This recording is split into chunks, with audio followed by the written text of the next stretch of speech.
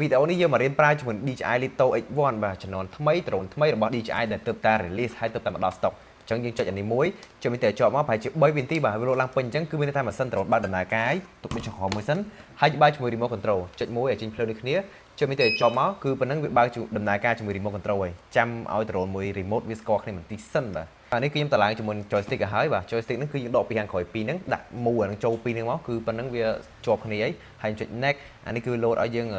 ដើម្បី sign up អញ្ចឹងណាហើយនេះគឺវាឲ្យយើង select country យើងចេះតែចុច next ទៅ Wi-Fi នៅតគ្នាបើថានៅខេត្តអត់មាន Wi-Fi ទេអ្នកគ្នាអាចបើក Wi-Fi share ពីទូរស័ព្ទបានហើយនេះខ្ញុំវាយ password Wi-Fi ខ្ញុំសិនបាទ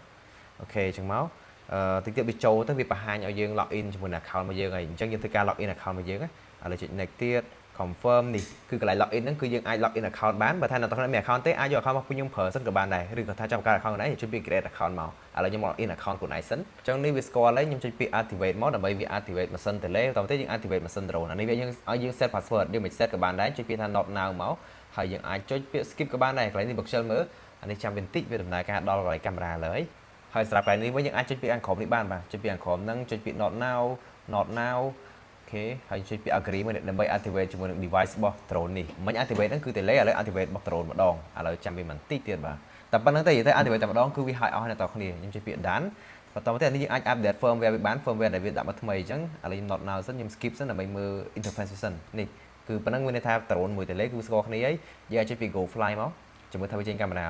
ព្រោះពេលខ្លះចុចពី go fly មកវាទាមទារយើង update ហើយអញ្ចឹងនេះគឺវាទាមទារយើង update firmware ហើយអញ្ចឹងយើងអាច update firmware តាមវាសិនទៅឥឡូវខ្ញុំនិយាយពី spec របស់ Lito X1 មួយស្រាប់ប្រភេទពួកហ្នឹងដែរគឺកាមេរ៉ាវាថតបានរហូតដល់ 4K 60 frame slow motion វារហូតដល់ 4K 100 frame បាទហើយនិយាយពីកម្រិតកាមេរ៉ាវិញគឺ1/1.3 អ៊ីងអញ្ចឹងទៅយើងថតទៅវាបានច្បាស់ល្អណាស់នេះវាចាប់ពន្លឺបានច្បាស់ល្អចូលទៅក្នុងកាមេរ៉ាវា gimbal វិញគឺ 3 axis gimbal បាទងាកចុងងាកឡើងបាន1 amp ហើយមានជាមួយនឹង lidar sensor បាទខាងខ្មៅពីរហ្នឹងគឺជា lidar sensor ហើយបាទខាងនេះគឺជា sensor ក្នុងការការពីបុកនៅខាងលើហើយនេះគឺជា sensor នៅខាងក្រោមបាទ sensor ឥឡូវវាអត់ប្រើអីច្រើនទេគឺវាប្រើតែ sensor មូហ្នឹងគឺវាមើលមក clean តែម្ដងហើយបើនិយាយ drone ហ្នឹងវិញគឺទម្ងន់តែ2ខាំកន្លះទេបាទ2ខាំកន្លះទេmotor វិញ motor Prasless មាន GPS ដាច់សេវាចោលថ្មហត់ឡើងវិញហើយតែ drone DJI គឺសុទ្ធតែមាន GPS ទាំងអស់តែម្ដងសំខាន់មកពាក់ជាមួយនឹង Tele OC2 អានេះឈុត combo អ្នកនរគ្នាបើឈុតតូចឈុតអីក៏មានដែរណាតែឥឡូវក្នុង stock គឺមានតែឈុត combo អញ្ចឹង drone នេះគឺវ៉ាដាច់ហើយបាទវ៉ាដាច់ mini 3 mini 4K វ៉ាដាច់ពិតហើយ C និយាយទៅចំនួនតំណែង mini 3 Pro ទៀតចង់ស្មើ mini 4 Pro បាត់ហើយតម្លៃធូរជាង mini 4 Pro ទៀតបាទបើយើងហោះហើរវាអី drone គឺមួយ Tele វាបានស្គាល់គ្នានេះគឺបានស្គាល់គ្នាអស់សេវា OC ពេញប្រឆាំង motor វិញនេះគ្រាន់ចុចទាំងពីរហ្នឹងឲ្យចំកែមនេះកែមពីហ្នឹងគឺវាវិល motor ហើយមួយទៀតមុននឹងហោះហើរជួយចូលមើលកន្លែងសិនបើវាលោតពណ៌ក្រហមគឺវាទាមទារយើងធ្វើមួយហើយមួយទៀត drone នេះ M ថងថាមាន memory ក្នុងនឹងស្រាប់តែម្ដងនេះហើយ internal storage រហូតដល់ 41.9G ឥឡូវខ្ញុំប្រឆាំង motor ហើយខ្ញុំអាចហោះឡើងបានណាហុញឲ្យឆ្វេងឡើងមួយមកគឺវាហោះឡើងគឺនឹងល្អមែនតើអ្នកនរគ្នាគឺ drone មួយនេះហោះឡើងនឹងល្អដោយសារតែវាមានជាមួយនឹង sensor lidar sensor ផង sensor នៅខាងក្រោមម៉ាស៊ីនផង sensor នៅខាងលើផងអញ្ចឹងទៅនេះឃើញនៅឃើញសញ្ញាពណ៌ក្រហមនេះពណ៌ក្រហមនោះគឺវាពងតែចាប់ហ្នឹងនេះគឺជា sensor ដែលវាពងចាប់បាននេះវាមានទាំងខាងលើមានទាំងខាងក្រោមអញ្ចឹងគឺអែមែនតើសំខាន់កាមេរ៉ាវាច្បាស់ណាស់នេះដល់ 4K 60 frame ហើយមួយទៀតសម្រាប់ដៃថ្មីប្រើប្រាស់គឺហោះពីក្រោយ drone ហ្នឹងមានថា drone គឺដាក់នៅខាងមុខយើងនឹងឈរនៅខាងក្រោយបើយើងចង់បញ្ជាវាទៅមុខឬក៏ទៅក្រោយនេះគឺយើងគ្រាន់តែកាន់ joystick ទាំងពីរនេះសម្រាប់ joystick ខាងឆ្វេងនេះបាទគឺរុញវាឡើងលើមួយគឺ drone ហោះឡើងលើរុញចុះក្រោមគឺវាចុះក្រោមបាទរុញខ្លាំងរុញតិចបើចង់ងាកក្បាលឆ្វេងងាកក្បាលស្ដាំដូចគ្នាចង់ងាកមកខាងឆ្វេង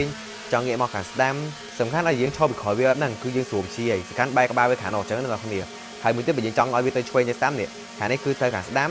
ខាងនេះគឺទៅខាងឆ្វេងយើងអាចរុញទៅអ្នកនរគ្នាគឺវាទៅតាមដៃយើងតែម្ដងសំខាន់គឺអ្នកលេងថ្មីគឺលេងទីតាំងដៃវាលអានេះគឺទៅមុខអានេះគឺទៅក្រោយហើយគឺមិនយ៉ាងទៅបានអត់ហើយ sensor អត់លោតអត់ដោយសារតែខ្ញុំបានបិទហើយនេះកន្លែងនេះគឺ sensor ខ្ញុំបានបិទបាត់ហើយពេលតែខ្ញុំបើកមកកណ្ដាលគឺ brake គឺរុញចាត់កើតទេដោយសារតែ sensor វាបាទ lidar sensor វាចាប់បានអញ្ចឹងរុញទៅគឺអត់ទៅតែម្ដងអាហ្នឹងគឺជា sensor និយាយទៅការដំណើរការ sensor វាហ្នឹងណាបើនិយាយពីការហោះវិញគឺនឹងតែម្ដងណាគ្នានឹងតែម្ដងងាកក្បាលឆ្វេងងាកក្បាលស្ដាំត្រឡប់មកជុំអីបាទរៀងយ៉ាងសង្ហាតែម្ដងនេះសង្ហាតែម្ដង sensor កាមេរ៉ា gimbal អូ the best ហើយនិយាយទៅពួក drone នេះគឺពណ៌វាអញថាពណ៌សណាគ្នាវាមិនសចំទេបាទសគ្រើមចឹងតែគេឆ្លាញ់ហ្នឹងគឺ the best ហើយដឹងស្រាប់ហើយ DJI គឺពណ៌តែមួយទេបាទ mini 3 អីក៏ពណ៌ហ្នឹងដែរណា mini 3 mini 4 Pro អីក៏ពណ៌ហ្នឹងដែរចឹងវីដេអូតែប៉ុណ្្នឹងទេអរគុណច្រើនបាទ